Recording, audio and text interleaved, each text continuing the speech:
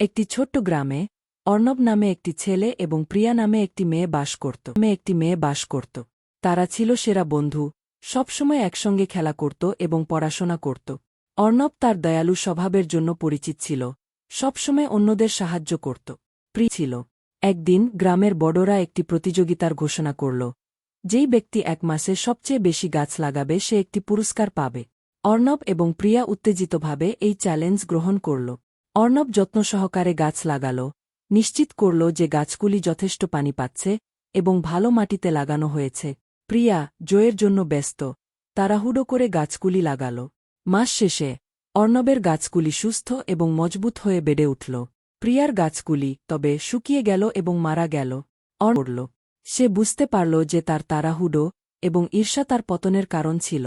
যখন বড়রা ফলাফল দেখল, মতো দয়ালু এবং চিন্তাশীল হওয়ার চেষ্টা করল।